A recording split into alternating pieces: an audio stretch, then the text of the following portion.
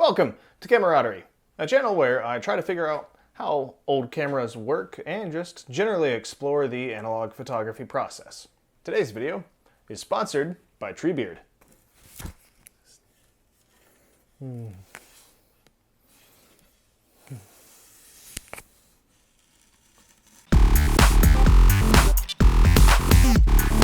This is the Canon T60, a 35mm SLR introduced in April of 1990.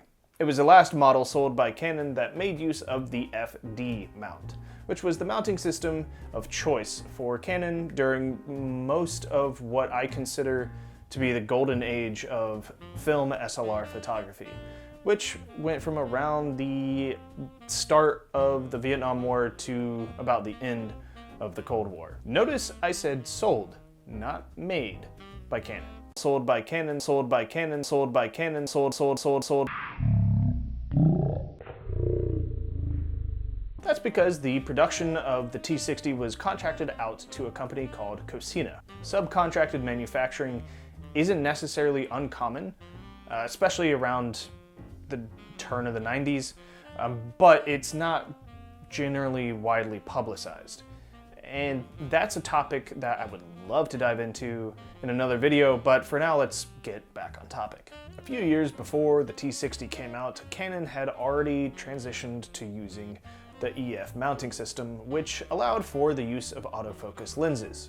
The EF system and its variants then went on to become the Canon standard all the way up until pretty much now, or at least a couple years ago, with the introduction of the R line in 2018. But as the calendar edged towards 1990, Canon realized there was still very much a market for what they call a back-to-basics model. In other words, no autofocusing capabilities, and along with that came a much lower price point. And that's where my family comes in. This particular exact camera, like this one that I'm holding in my hands right now, was given to me by my dad, I think last year, and it's what a lot of my childhood was captured with. So there's definitely some sentimental value wrapped up in this camera, but I'm not here to wax nostalgic with you. So let's dig into this unimposing, no-frills film camera from the nifty 90s. Starting with the lens, we've got the Canon FD mount 50mm 1.8 lens. This was one of two stock kit lens options that they offered back when it was sold in 1990. Can we just appreciate how thick this front ring is? From what I can tell, I mean, I guess that's where you would put a filter, but I don't see like where the thread would begin, so it's just kind of out there. I don't know. Either way, regardless, if this is where your filter goes, that's thick. Moving back, we've got the focus ring to focus the camera. And beyond that, we've got your aperture ring. This has a range from f-stop of 1.8 to 16. And back here, this is the mount right here. This is where you mount it. There's no buttons to press or anything. You just turn this ring and pull it off. Inside, you know, it looks like a SLR. There's a mirror. And, you know, right here you can see, obviously this camera has been used by a family. So, you know, there's gonna be some marks here and there. To put the FD mount lens back on, you just line up these little red dots and turn it till it's tight. There's no click or anything that lets you know that you're totally locked in. You just kind of screw it on and friction does the rest. Now getting to the body itself. Confession time, I actually debated on whether or not to include this in my Plastic Adventures set of videos because this body is entirely plastic, which is a little disappointing. That's actually one of the things that a lot of people have against this camera. But, you know, it makes it really lightweight and it's pretty sturdy as far as plastic cameras are. Also, it's an SLR. I would never do this in a Plastic Adventures video, but yeah, no, totally plastic body. This little, like, it's slightly sort of rubbery textured grip. Yeah, this one is in pretty good condition, especially compared to some of the ones I've seen. Like there's a little crack right here, just from age and use, I guess. But some of these, this part right here is pretty much entirely gone. But yeah, you know, it's got a nice tactile thing. It's like light, but not too light. And obviously the weight of the lens does give it some heft, so it doesn't feel too bad in the hands if you don't mind the feel of plastic. This little red thing right here is the self-timer.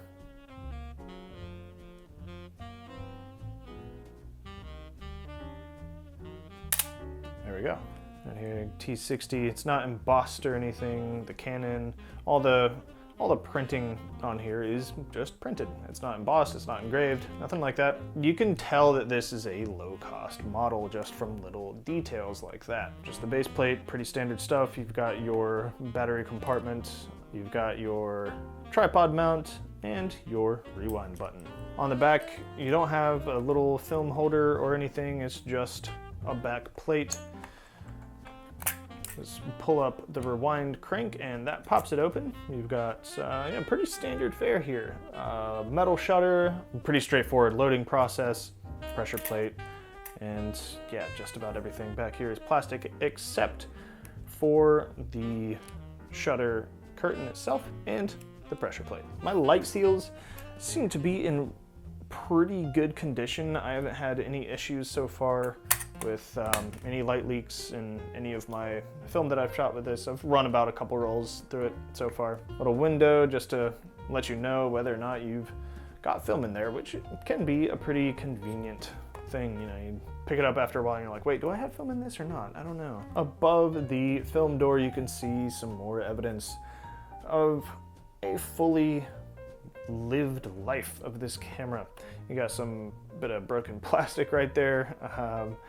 I think this is like some remnants of like 30-year-old duct tape at this point. We've got your film speed selector dial and pretty decent range from 25 all the way up to 1600. And right here you got your rewind crank slash film door opener. It is plastic, but it's not flimsy. I hope I get that across in this, just because like you hear plastic body SLR doesn't exactly inspire confidence, but this does feel pretty solid. Got your hot shoe right here. Over here you got your shutter speed dial. Go from a bulb setting all the way up to 1,000th of a second. You got a lock right here that just disconnects the batteries, prevents you from draining batteries and firing the shutter and wasting film and all that fun stuff. And an A mode. The A is an automatic exposure mode. So it's an aperture priority camera if you set it to A. So you'll set your aperture on your aperture ring and then it'll automatically set your shutter speed. Right here you've got your shutter button and your film advance lever with your film counter right above it. Inside your viewfinder, you've got some, you know, nothing too crazy. You got your split level focus aid right there with a little micro prism collar around it. On the left, you've got 3 different LEDs. One that lets you know what mode you're in, whether or not you're in auto or in a manual mode. The other non-blinking LED that you have is what your shutter speed is set to. That little blinking LED at the bottom lets me know that I am underexposed.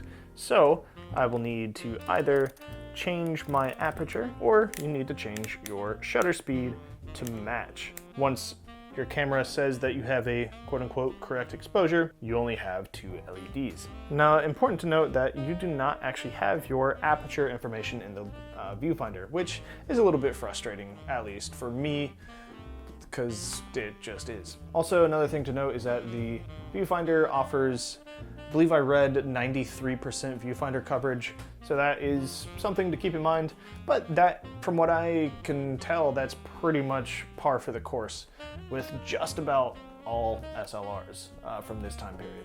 And that's pretty much the rundown of the T60. But how does it shoot?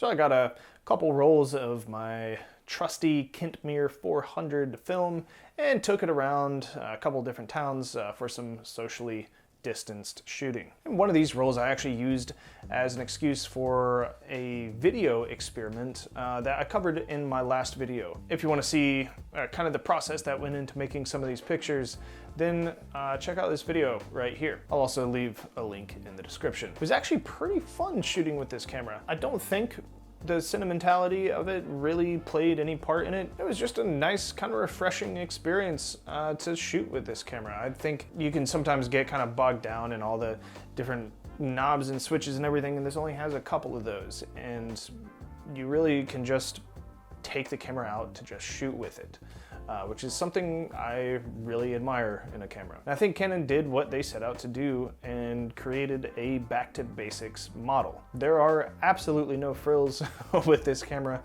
It is a light box, and I like that. I did run into one particular issue shooting with this specific camera, and that is the mirror kind of stuck whenever I release the shutter. The shutter curtain operates fine, but the lens kind of got stuck after just about every shot. So I would have to like kind of bonk it after every picture I took, which was a little frustrating, but also, you know, I'm not like trying to capture really fast action or shoot a ton of shots in a row or anything. So it was just something I had to get used to. And I'm pretty sure that's just because this is super old. I have no idea when the last time this was actually used to take pictures. I don't know if that's something that's specific to the T60 as it gets older, or if it's just with this particular model. But quick fix, easy fix, and yeah, overall it was pretty nice. Obviously, I kind of gotten spoiled to the 100% viewfinder coverage with my Nikon F2, but if this had been my first camera, I would have been totally fine with that. I understand some of the complaints about it feeling cheap because it's made pretty cheap. Honestly, kind of a good thing, because one, I don't worry too much about slinging this thing around, and also it makes the entry fee for getting into film photography pretty cheap. I wouldn't pay any more than $50 for one of these. That's with the lens included, and also there's a ton of used FD mount lenses out there. I would say if you're looking to get into film photography and you want to be able to take total control over all of your exposure settings, I would say give the T60 a shot. I mean, it's not the most glamorous camera. A lot of people drag this camera just because it wasn't made by Canon. You know, that's a valid point, but you know, if it takes pictures, it takes pictures, and the results are reliable. Obviously, your mileage may vary, but from what I can tell and from what I've read, pretty much if it looks like it's in decent condition, it is. There is one caveat though. If you do find one of these out in the wild, you are gonna wanna try and test it with batteries before you actually pick it up, because unfortunately you do need batteries to run this camera. It's not just for the light meter, it is for the shutter release as well. So that can be a bit of a sticking point. So it's like, do I recommend this camera? I think so. Overall, yes, especially if you're not really sure about getting into film photography. But if you want an opportunity to learn and really kind of figure out how film photography works, it's not a bad shout, man. It's pretty cheap, and if you find one in the wild that looks to be in decent shape, go ahead and pick it up. It's a fun little camera to just tote around. It's not super heavy. It's not gonna get you like fatigued or anything. It's just a simple film SLR with totally manual controls, and you know, I can't really fault it for being exactly what it is. Thanks for watching. That is just about all I got for y'all today. Like I said, if you want to know how I got some of the pictures that I got, then feel free to check out my other video that I just released on making moving pictures. Otherwise, let me know in the comments what your favorite like cheap entry-level beginners film SLR is. Love to try and see if I can find some of them and you know, test them out and kind of maybe do like a battle royale of the best, worst film cameras. I don't know, worst is a little bit harsh, but best entry-level film SLR cameras. Like, share, subscribe, all that fun stuff. I'm hoping, do you ever like start a sentence and hope that words just magically lay themselves in front of you like train tracks? I do that all the time. I've got a new puppy to go give some love to, so until the next time that you see me on the other side of whatever screen you're watching this on, happy shooting.